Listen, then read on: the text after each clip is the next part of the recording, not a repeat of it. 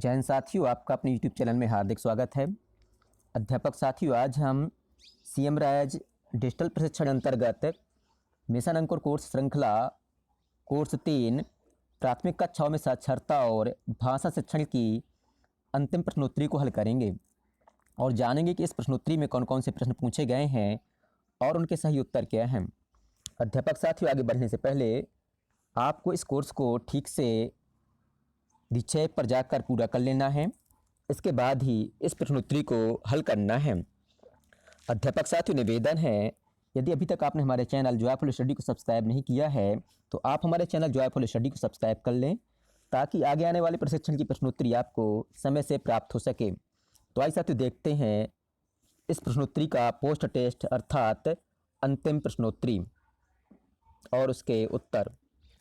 अध्यापक साथियों, प्रश्नोत्तरी का पहला प्रश्न है, सुरेश जी कक्षा 1 के लिए भाषा शिक्षण की साल भर की योजना बनाना चाहते हैं।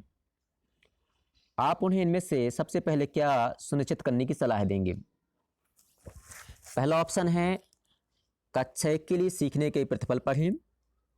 दूसरा ऑप्शन है कक्षा 1 के लिए भाषा शिक्षण के मुख्य आयाम और उनसे जुड़ी मुख्य क्षमताओं का चयन करें। तीसरा ऑप्शन है कक्षा 1 के लिए सही गतिविधियां छांटें और चौथा ऑप्शन है इनमें से कोई नहीं। अध्यापक साथ इसका सही उत्तर है ऑप्शन पहला, कक्षा 1 के लिए भाषा शिक्षण के मुख्य आयाम और उनसे जुड़ी मुख्य क्षमताओं का चयन करें। अगला प्रश्न है, प्राथमिक कक्षाओं में भाषा शिक्षण के लिए सिद्धांत प्रभावी भाषा शिक्षण पर जोर देना से क्या तात्पर्य है? पहला ऑप्शन है कौशल और अर्थ आधारित पद्धति पर साथ साथ काम करना। दूसरा ऑप्शन है निम्न और उच्च स्तर के कौशलों पर साथ साथ काम नहीं करना। तीसरा ऑप्शन है ध्वनि वर्ण के संबंध और ध्वनि चेतना पर साथ साथ काम कराना। चौथा ऑप्शन है अलग अलग अर्थपूर्ण संदर्भ देकर पढ़ना सिखाना। अध्यापक साथ इसका सही उत्तर है ऑप्शन पहला, कौशल और अर्थ आधारित पद्धति पर साथ साथ काम करना।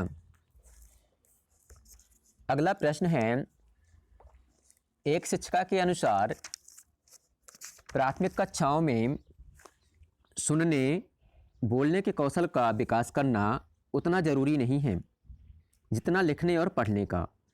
उनके इस विचार से आप सहमत हैं या नहीं? पहला ऑप्शन है सहमत, क्योंकि सुनना बोलना बच्चे घर पे सीखते हैं। दूसरा ऑप्शन है असहमत, क्योंकि सुनना बोलना कौशल पढ़ने लिखने के कौशल से ज़रूरी है। तीसरा ऑप्शन है सहमत, क्योंकि सुनना बोलना बच्चे खुद सीख सकते हैं लेकिन पढ़ना लिखना नहीं। चौथा ऑप्शन है असहमत, क्योंकि सुनना बोलना और पढ़ना लिखना चारों कौशलों का विकास आपस में जुड़ा हुआ है। अध्यापक साथ इसका सही उत्तर है ऑप्शन चौथा, असहमत, क्योंकि सुनना बोलना और पढ़ना लिखना चारों कौशलों का विकास आपस में जुड़ा हुआ है। साथियों, अगला प्रश्न है, शुरुआती कक्षाओं में भाषा शिक्षण के लिए निम्न में से किस आयाम पर काम किया जाना आवश्यक नहीं है? पहला आयाम दिया है ध्वनि चेतना, दूसरा है शब्दावली, तीसरा है व्याकरण का ज्ञान, चौथा है अर्थपूर्ण पठन और पांचवा है मौखिक भाषा का विकास। अध्यापक साथियों, इसका सही उत्तर है ऑप्शन तीसरा अर्थात व्याकरण का ज्ञान। अगला प्रश्न है, शिक्षक कक्षा 2 में GRR सिद्धांत का उपयोग करना चाहते हैं। उन्हें किस क्रम में इन शिक्षण प्रक्रियाओं का उपयोग करना चाहिए? अध्यापक साथियों, इस प्रश्न के उत्तर में जो ये विकल्प दिए गए हैं इनको आपको उचित क्रम में व्यवस्थित करना है अर्थात सजाना है। अध्यापक साथियों, सबसे पहले हम मुखर पाठन को ऊपर रखेंगे, इसके बाद हम दूसरे नंबर पर रखेंगे सहपाठन, इसके बाद हम तीसरे नंबर पर रखेंगे स्वतंत्र पाठन और अंत में रखेंगे मार्गदर्शन के साथ पठन। तो अध्यापक साथियों इस प्रश्न के उत्तर में आपको इन विकल्पों को इस क्रम में ड्रैग करके व्यवस्थित कर देना है और नेक्स्ट पर क्लिक करना है। अगला प्रश्न है, हमने कोर्स में शिक्षण से जुड़े सिद्धांत देखे, निम्न में से सही सिद्धांत को चुनें। पहला ऑप्शन है मौखिक भाषा को साक्षरता से जोड़ा जाना जरूरी है। दूसरा ऑप्शन है बच्चों के लिए किसी लिखित सामग्री का समाज से संबंध समझना सिर्फ माध्यमिक और उच्च माध्यमिक कक्षाओं के लिए जरूरी है। तीसरा ऑप्शन है हर कक्षा स्तर पर संतुलित और कारगर भाषा शिक्षण पर जोर देना जरूरी नहीं है। चौथा ऑप्शन है अच्छा साहित्य भाषा शिक्षण का एक वैकल्पिक अंग है। अध्यापक साथियों इसका सही उत्तर है ऑप्शन पहला, मौखिक भाषा को साक्षरता से जोड़ा जाना जरूरी है। अगला प्रश्न है, आप यहाँ शिक्षिका द्वारा बनाई गई ब्लॉक योजना को देख सकते हैं। इस योजना को बेहतर बनाने के लिए आप इनमें से क्या बदलाव करना चाहेंगे? शिक्षिका ने इस प्रकार से ब्लॉक योजना बनाई। पहला ब्लॉक है ध्वनि वर्ग संबंध सिखाना, इसके लिए समय दिया है 30 मिनट।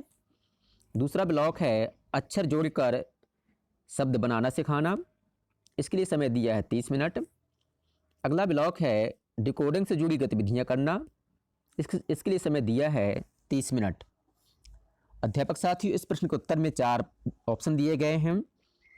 पहला ऑप्शन है प्रत्येक दिन हर ब्लॉक में अलग अलग भाषा आयाम से जुड़ी गतिविधियां कराई जानी चाहिए थी। दूसरा ऑप्शन है प्रत्येक दिन हर ब्लॉक में एक ही आयाम से जुड़ी गतिविधियां कराई जा रही हैं, यह सही योजना है। तीसरा ऑप्शन है प्रत्येक दिन निम्न और उच्च स्तर दोनों स्तर पर काम नहीं किया जा सकता, इसलिए यह सही योजना है। चौथा ऑप्शन है किसी भी प्रकार के बदलाव की आवश्यकता नहीं है। अध्यापक साथियों इसका सही उत्तर है ऑप्शन पहला, प्रत्येक दिन हर ब्लॉक में अलग अलग भाषा आयाम से जुड़ी गतिविधियां कराई जानी चाहिए थी। अगला प्रश्न है, राधिका जी कक्षा 1 में बच्चों को वर्ण समूह में से प्रत्येक वर्ण अर्थपूर्ण संदर्भ में सिखाती हैं। राधिका जी कक्षा 1 में बच्चों को वर्ण समूह में प्रत्येक वर्ण अर्थपूर्ण संदर्भ में सिखाती हैं। यह किस तरह के शिक्षण का उदाहरण है? पहला ऑप्शन है आकस्मिक शिक्षण, दूसरा ऑप्शन है अंतर्निहित शिक्षण, तीसरा ऑप्शन है योजनाबद्ध और मुखर शिक्षा, चौथा ऑप्शन है आकस्मिक और अंतर्निहित शिक्षण। अध्यापक साथियों इसका सही उत्तर है ऑप्शन तीसरा, योजनाबद्ध और मुखर शिक्षा। अगला प्रश्न है, एक शिक्षिका द्वारा कक्षा 1 में बच्चों को वर्णमाला याद करा दी गई है। एक शिक्षिका द्वारा कक्षा 1 में बच्चों को वर्णमाला याद करा दी गई है, लेकिन फिर भी उनकी कक्षा के बच्चे सरल शब्द नहीं पढ़ पा रहे हैं। इसके क्या कारण हो सकते हैं? पहला ऑप्शन है वर्णमाला रटना पढ़ने में मदद नहीं करता। दूसरा ऑप्शन है वर्णमाला याद करना अर्थपूर्ण नहीं है। तीसरा ऑप्शन है डिकोडिंग पर पर्याप्त ध्यान नहीं दिया गया। और चौथा ऑप्शन है उपरोक्त सभी। अध्यापक साथियों इसका सही उत्तर है ऑप्शन चौथा, उपरोक्त सभी। अगला प्रश्न है, दिए गए उद्देश्यों में से कौन सा उद्देश्य प्राथमिक कक्षाओं में भाषा शिक्षण के लिए महत्वपूर्ण नहीं है? पहला ऑप्शन है साक्षरता को बच्चों के लिए प्रासंगिक बनाना। दूसरा ऑप्शन है बहुभाषी क्षमताओं का विकास करना। तीसरा ऑप्शन है भाषा की समझ एवं उपयोग की क्षमता का विकास करना। चौथा ऑप्शन है मातृभाषा से जुड़े भाषाई संदर्भ के अनुभव का विकास करना। अध्यापक साथ इसका सही उत्तर है ऑप्शन चौथा, मातृभाषा से जुड़े भाषाई सौंदर्य के अनुभव का विकास करना। अध्यापक साथ इस प्रकार से हमने इस प्रश्नोत्तरी में पूछे गए 10 में से सभी 10 प्रश्नों के उत्तर दिए हैं। अध्यापक साथ इसके बाद आपको सबमिट बटन पर क्लिक करना है। जैसे आप यहाँ पर क्लिक करेंगे तो आपके सामने इस प्रश्नोत्तरी में प्राप्त हुए अंक दिख जाएंगे। आप हमें कमेंट कर जरूर बतलाएं कि आपको इस प्रश्नोत्तरी में कुल कितने अंक प्राप्त हुए हैं। अध्यापक साथियों, आपको हमारा वीडियो पसंद आया हो तो वीडियो को लाइक करें, अपने अध्यापक साथियों के साथ शेयर करें और हमारे चैनल जॉयफुल स्टडी को सब्सक्राइब करें। धन्यवाद।